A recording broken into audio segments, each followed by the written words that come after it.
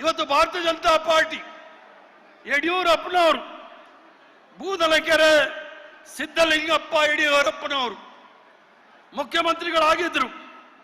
ಅವ್ರ ಜೊತೆ ಸನ್ಮಾನ್ಯ ಕುಮಾರಸ್ವಾಮಿ ಅವರು ಪಾದಯಾತ್ರೆ ಹಮ್ಮಿಕೊಂಡಿದ್ದಾರೆ.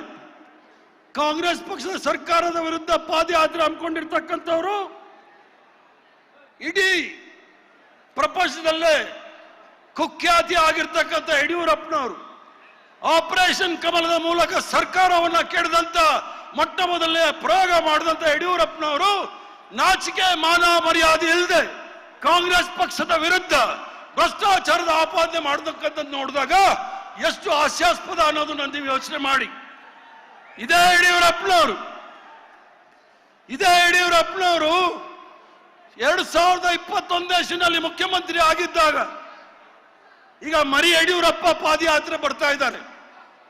ಮರಿ ಯಡಿಯೂರಪ್ಪ ಅವರು ಮುಖ್ಯಮಂತ್ರಿಗಳು ಡಿಫ್ಯಾಕ್ಟೋ ಮುಖ್ಯಮಂತ್ರಿಗಳು ಯಡಿಯೂರಪ್ಪನವ್ರಿಗೆ ಸಹಿ ಹಾಕಕ್ಕೆ ಆಗ್ತಾ ಇರಲಿಲ್ಲ. ಅಬ್ಬಬ್ಬ ಅಂದ್ರೆ ಒಂದು 10 ಸಿಗ್ನೇಚರ್ ಮಾಡ್ಬೋದಿತ್ತು. ಆದ್ರೆ ಸಾವಿರಾರು ಪತ್ರಗಳಿಗೆ ಸಿಗ್ನೇಚರ್ ಯಾರು ಮಾಡಿದ್ದಾರೆ ಅಂತ ಯೋಚನೆ ಮಾಡಿ. ಮುಖ್ಯಮಂತ್ರಿಗಳಿದ್ದಿದ್ರೆ ಚೆನ್ನಾಗಿರೋದು. ಸರ್ಕಾರದ ಮಂತ್ರಿಗಳೆಲ್ಲ ಇದ್ದೀರಿ. 1920ರಿಂದ 21ರಲ್ಲಿ ಯಡಿಯೂರಪ್ಪನವರು ಮುಖ್ಯಮಂತ್ರಿ ಆಗಿದ್ದಾಗ ಅವರ ಪತ್ರಗಳಿಗೆ ಯಾರು ಸಹಿ ಮಾಡಿದ್ದು ಅನ್ನೋದನ್ನ ನೀವು ತನಿಖೆ ಮಾಡಬೇಕಾಗುತ್ತೆ. ಆ ಕಡತಗಳ ಸಿಗ್ನೇಚರ್ನ ನೀವು ಫೋರೆನ್ಸಿಕ್ ಸೈನ್ಸ್ ಲ್ಯಾಬೊರೇಟರಿನಲ್ಲಿ FSL ಅಂತಾರೆ, ಅದರಲ್ಲಿ ತನಿಖೆ ಮಾಡಿಸಿ ಎಷ್ಟು ಡೂಪ್ಲಿಕೇಟ್ ಸಿಗ್ನೇಚರ್ ವಿಜೇಂದ್ರ ಅವರು ಹಾಕಿದ್ದಾರೆ ಅಂತ ಹೇಳಿ ಸರ್ಕಾರದವರು ತನಿಖೆ ಮಾಡಬೇಕು ಅಂತ ಹೇಳಿ ನಾನು ಮಂತ್ರಿಗಳ ಮೂಲಕ ಮುಖ್ಯಮಂತ್ರಿಗಳ ಗಮನ ತರಲಿಕ್ಕೆ ಇಚ್ಛೆ ಬೀಳ್ತೇನೆ. ನಮಗೆ ಕಥೆ ಹೇಳ್ತಾ ಇದ್ದಾರೆ, ವಾಲ್ಮೀಕಿ ಹಗರಣ ಈಗಾಯ್ತು, ಮೂಡಾದಲ್ಲಿ ಈಗಾಯ್ತು ಅಂತ ಹೇಳಿ. ಹಗರಣದ ಪಿತಾಮಹ ವಿಜೇಂದ್ರ ಅವರಪ್ಪನ ಹೆಸರು ಯಾವುದೇ ಅಧಿಕಾರ ಇರಲಿಲ್ಲ. ವಿಜೇಂದ್ರ ಅವರಿಗೆ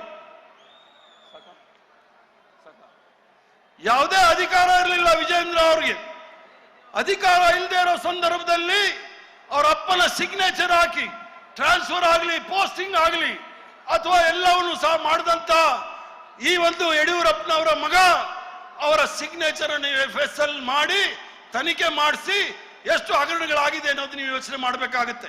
ಆದ್ರಿಂದ ಬಂಧುಗಳ ಬಹಳ ಸಂಖ್ಯೆಯಲ್ಲಿ ಬಂದಿದ್ದೀರಿ.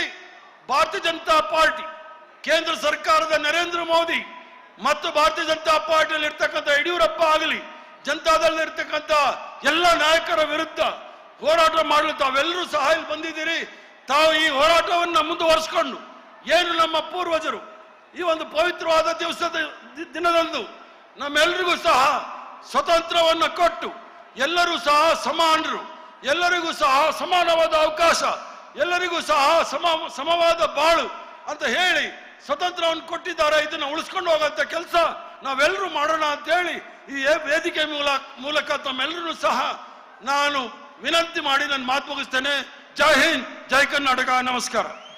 ಹೆಚ್ಚಿನ ವಿಡಿಯೋಗಳಿಗೆ ಪ್ರತಿಧ್ವನಿ ಯೂಟ್ಯೂಬ್ ಚಾನೆಲ್ ಸಬ್ಸ್ಕ್ರೈಬ್ ಮಾಡಿ, ಬೆಲ್ ಐಕಾನ್ ಕ್ಲಿಕ್ ಮಾಡಿ.